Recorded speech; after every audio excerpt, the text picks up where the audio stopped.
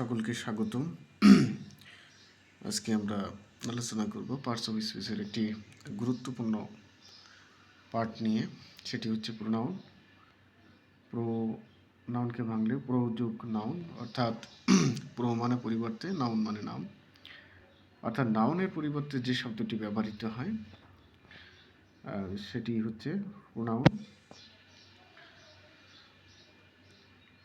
এখন এখানে দেখা যাচ্ছে একটি বাক্য আমি লিখেছি, সেটি হলো Shipra is a good student, she loves cricket.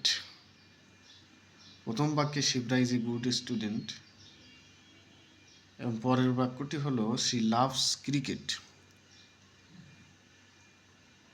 Shipra প্রথম বাক্যের সাবজেক্ট, ওই একই ব্যক্তি দ্বিতীয় বাক্যেরই সাবজেক্ট।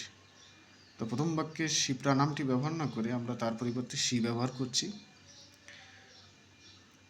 এই নামের পরিবর্তে যখন আরেকটি শব্দ ব্যবহার করা হয় সেটি হলো প্রোনাউন। যেমন এখানে শিপ্রার পরিবর্তে আমরা সেই একই ব্যক্তির নামের পরিবর্তে শিপ্রা ব্যবহার না করে আমরা শি ব্যবহার করছি। তো এটি হচ্ছে প্রোনাউন। প্রোনাউন বিভিন্ন প্রকারের হয়ে থাকে: demonstrative pronoun, personal pronoun, distributive pronoun ইত্যাদি। তো আমরা এখন বিভিন্ন পরীক্ষায় আসা কয়েকটি প্রশ্ন নিয়ে আলোচনা করব। যেমন 41তম বিসিএসে একটি প্রশ্ন ছিল, who is that, here that is. এখানে দ্যাট কি অর্থে ব্যবহৃত হয়েছে? 1 নম্বর অপশানে প্রোনাউন, 2 নম্বর অ্যাডজেক্টিভ, 3 নম্বর ভার্ব। তো আমরা যেটা শিখলাম কিছুক্ষণ আগে সেটি হলো যে প্রোনাউন যেটি নাউনের পরিবর্তে ব্যবহৃত হয়। তো হুজ দ্যাট, সেক্ষেত্রে দ্যাট কোনো ব্যক্তি বা বস্তুর পরিবর্তে এখানে বসেছে, যেটি নাম সেই নামের পরিবর্তে বসেছে, সুতরাং এটি হলো প্রোনাউন। অর্থাৎ এই প্রশ্নের সঠিক উত্তর হলো প্রোনাউন।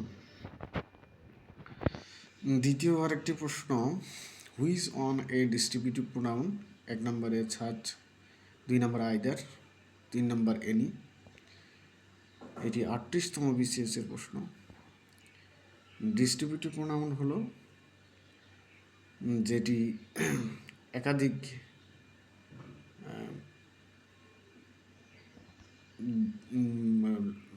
জনের ভিতরে, লোকের ভিতরে, মানুষের ভিতরে প্রত্যেককে আলাদা করে বোঝাবে, প্রত্যেককে আলাদা করে ভাগ করে দেওয়া বোঝাবে, সেটি হলো ডিস্ট্রিবিউটিভ প্রোনাউন।